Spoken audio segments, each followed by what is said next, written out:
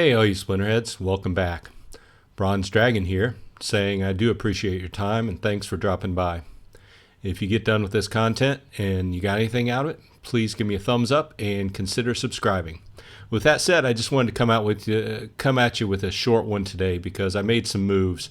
If you watched my video a couple weeks ago talking about food production and what it will take to feed your cards that are staked on land plots. I'm referring back to that, but I wanted to go.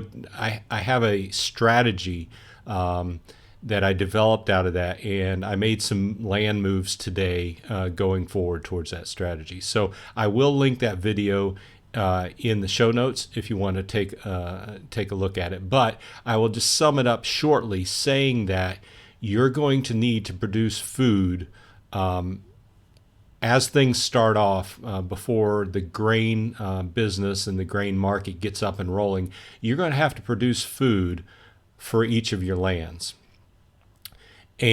or you will have to buy it off the game, which will be expensive, which I explained in that video.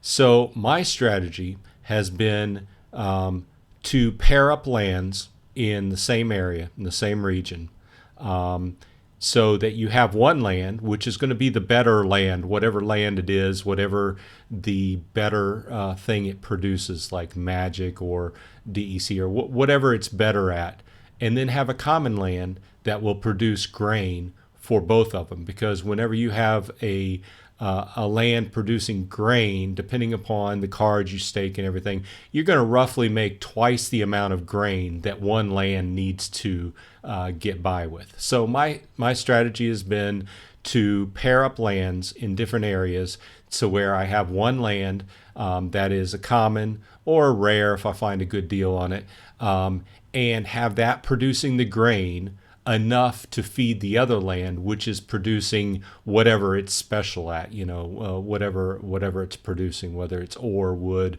DEC, whatever it's good at. So with that said, I have a rare magical land in 114.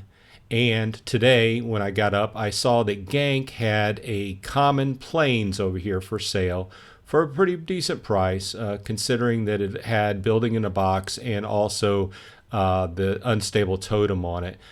So I went ahead and bought that up. So my purpose here is going to be that my plains will produce enough food for both my lake plot that's producing magic as well as my plains. Now, if the kind of the main point I want to make here is if you refer back to the land white paper under the harvesting section, you see that you can harvest on a plot by plot basis if you want to, or probably the easier thing if you have multiple plots is harvest on a region by region basis.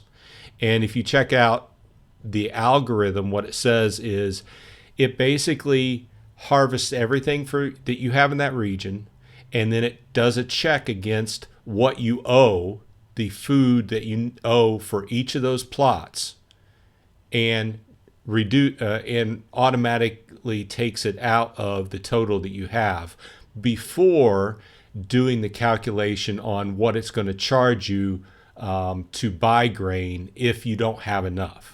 Okay, so that's my whole point. And you can go to the white paper. It's under the harvesting section, but let's take a look at it. Harvesting will be done on a plot-by-plot basis, or you can go at the region level, okay, which is what I just said. It can be done as often as once per hour or as little as once per week.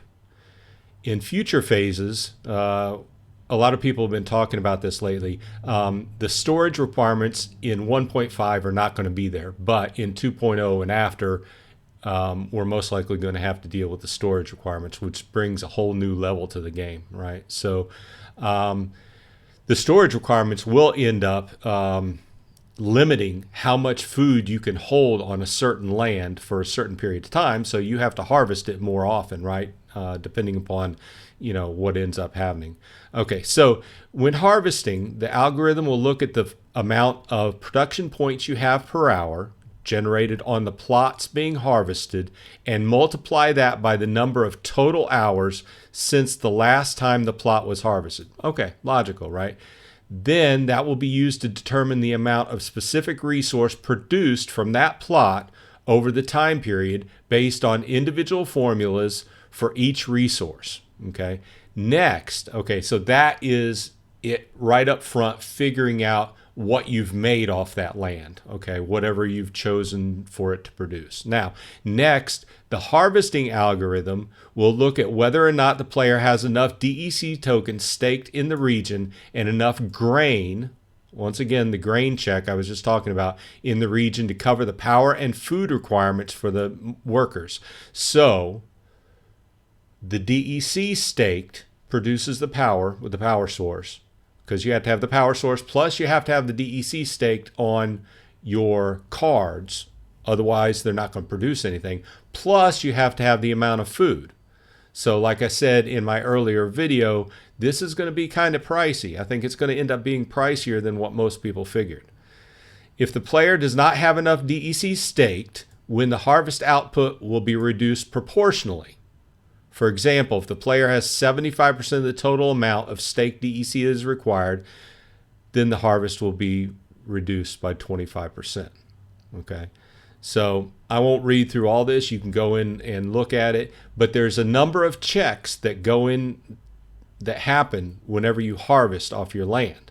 So you're going to have that DEC staked, you're going to have your power source, you're going to have your card stake, and you're going to have enough food in that region to feed your workers. If you don't, then it's going to charge you 1 DEC per grain, and that's going to get very pricey. Okay, do your math. Whenever you figure out your production points, refer to the tables I posted in the earlier video.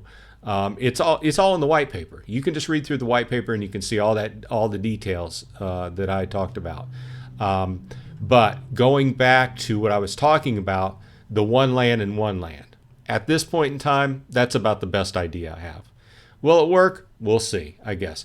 But it's going to be a totally different argument when things have been going for a while and everybody's been harvesting grain for a while and the market matures. Then I'm sure grain will be a lot cheaper than 1 DEC per grain, and then it might pay to switch both your lands to producing different things than grain and just buy grain. Who knows? What I'm looking at is the immediate future, and that's what I'm preparing for. Now, I got that land off of Gank. Pretty decent, fair deal, I think. The next thing I will say is that Ravenwood opened up. Let's go back to the big map. Ravenwood is 133, and Gathering the Magic and I were waiting for this to open up. It opened up this morning. I jumped, and I said, I had pinged him, and I said, it opened up, I'm jumping in. So I got the first plot, and it ended up being a magic common death plot. Okay, so not awesome, but not bad. It's magic, so I'm not going to complain about it, right?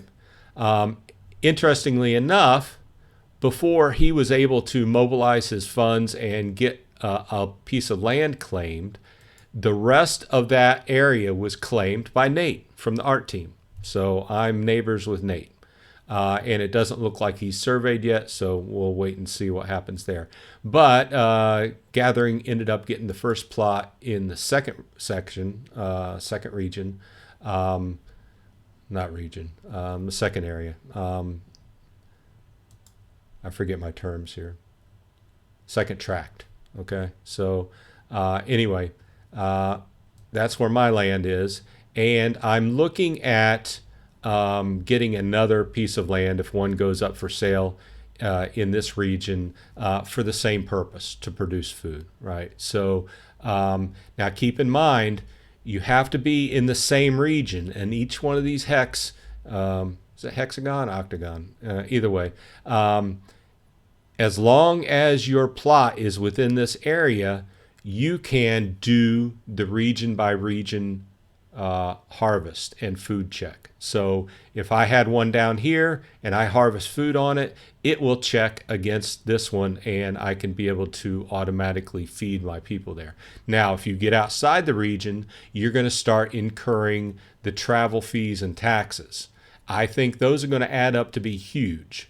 So I would really say consider how, if you have multiple plots of land, consider how you're going to feed your cards to reduce the taxes and reduce the travel fees, the shipping fees, so you're not wasting money, basically.